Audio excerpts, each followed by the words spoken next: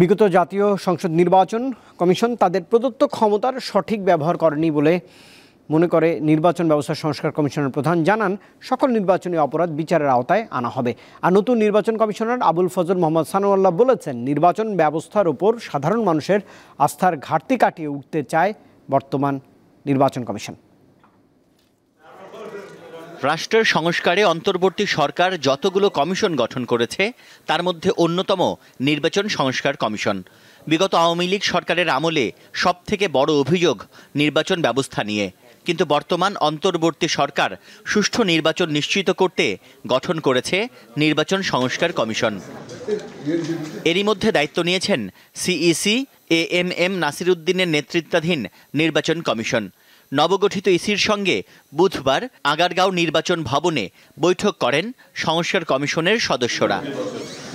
আলোচনায় প্রাধান্য পেয়েছে প্রার্থীদের যোগ্যতা, মনোনয়ন, ভোটাধিকার নিশ্চিত করা, মাঠ পর্যায়ে প্রশাসক ও আইনশৃঙ্খলা বাহিনীর দায়িত্ব পালনে সংশ্লিষ্টদের আচরণ ও ভোটার তালিকা হালনাগাদের বিষয়টি। এবং নির্বাচনী অনেকগুলো অপরাধ হয়েছে, অপরাধের বিচার হওয়া দরকার, এই বিষয়টাও আমরা আলোচনা করেছি। তদন্ত সাপেক্ষে তারা নির্বাচন বাতিল করতে পারতেন এবং নির্বাচন শুধু বাতিল নয়, পুনর্নির্বাচনে তারা পুনর্নির্বাচনের আদেশ দেওয়ার ক্ষমতা তাদের আছে, সেই ক্ষমতা তারা ব্যবহার করেন নাই, দুর্ভাগ্যবশত।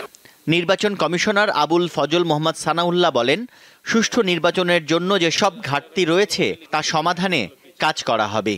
আমাদের সবচেয়ে বড় ডেফিসিট হচ্ছে আমাদের আস্থার ঘাটতি নির্বাচন ব্যবস্থার উপরে, সেটা ফেরত আনতে হবে। একখানে দাঁড়িয়ে আছি যে কিভাবে একটা সুষ্ঠু এবং সুন্দর নির্বাচন করা যায়। আপনারাও জানেন প্রেক্ষাপট, আমরাও জানি প্রেক্ষাপট, এবং মেজর ডেফিসিট যেগুলোতে আমাদের ঘাটতি আছে এগুলো আমরা সবাই জানি। সুষ্ঠু নির্বাচন পরিচালনায় আগামীতে আলোচনা চালিয়ে যাবার কথা জানান এই নির্বাচন কমিশনার। তানভীর খন্দকার, দীপ্ত সংবাদ, ঢাকা।